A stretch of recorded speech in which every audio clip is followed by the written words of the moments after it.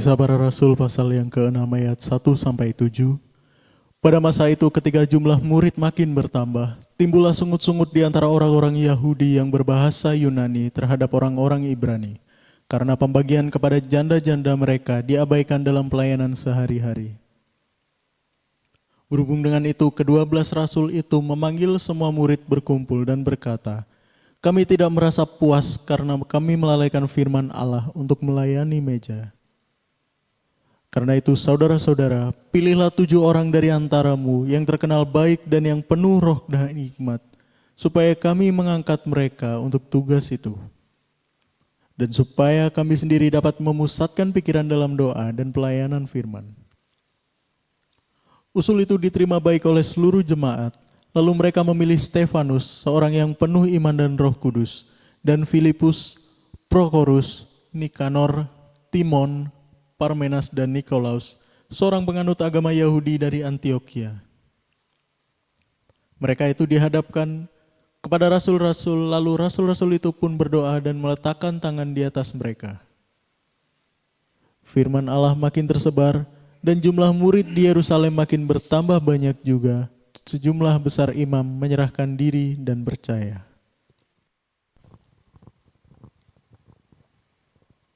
Oke, shalom semuanya. Tuhan Yesus memberkati. God bless ya. Baik, hari ini kita belajar. Setelah 3 hari berturut-turut kita belajar bahwa perkembangannya cepat, atau kalau boleh kita samakan dengan kemajuan yang cepat atau kekayaan yang cepat, itu akan menimbulkan yang namanya perselisihan, akan menimbulkan sungut-sungut. Yang di awal kita belajar bahwa Rasul Petrus itu seseorang yang mengalami, melihat, menyaksikan perjalanan pelayanan Yesus dari awal hingga mati disalibkan sampai naik ke surga.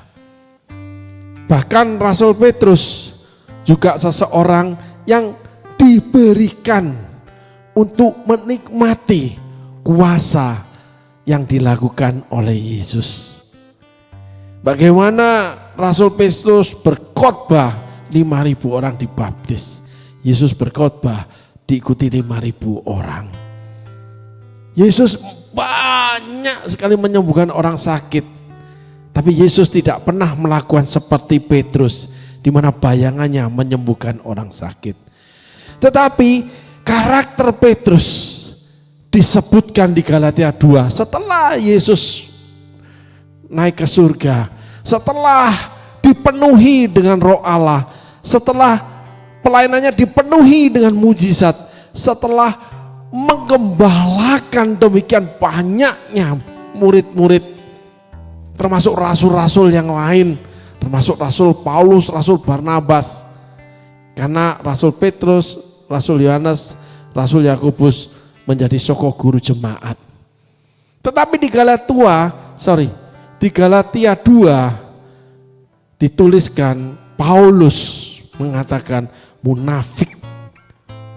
Karena Rasul Petrus tetap melakukan ketakutannya untuk ditinggalkan. Tetap merasa sendiri. Di mana Rasul Petrus berpegang pada budaya orang Yahudi yang gak boleh duduk makan sama-sama dengan orang di luar Yahudi. Kita apresiasikan dengan firman Allah Kisah Rasul 6,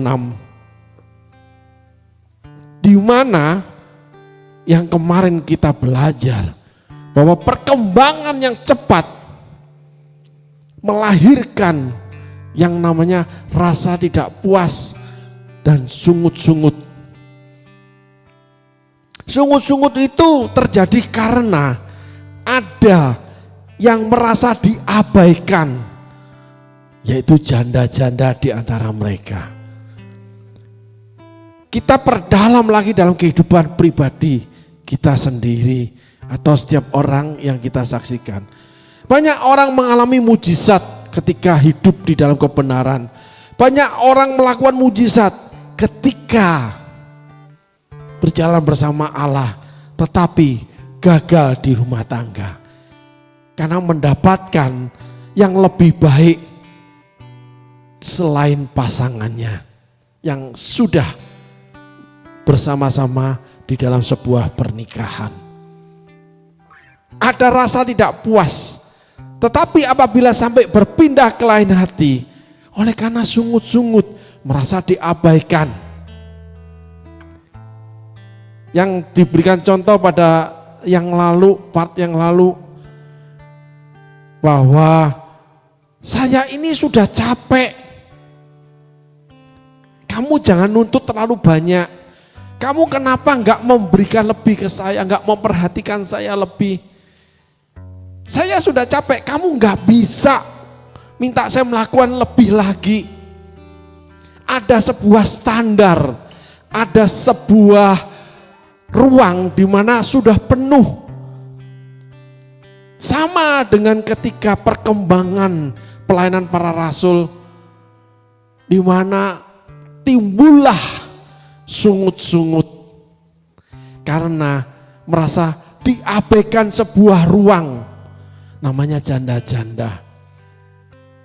Ketika seseorang dengan cepat menjadi kaya, dia akan tetap dikejar rasa ketakutan, yang akhirnya menjadikan standar dia untuk tidak lebih lagi atau minta lebih lagi, melanjutkan yang kemarin, saudaraku. Sehingga banyak anak-anak Tuhan yang mengalami mujizat dengan cepat menjadi kaya, tapi takut kehilangan kekayaannya. Atau anak-anak Tuhan yang mendapatkan mujizat dari Tuhan, cepat menjadi kaya, dia tidak pernah puas dengan kekayaannya karena takut menjadi miskin kembali. Amin, saudaraku. Tuhan Yesus memberkati. Terima kasih.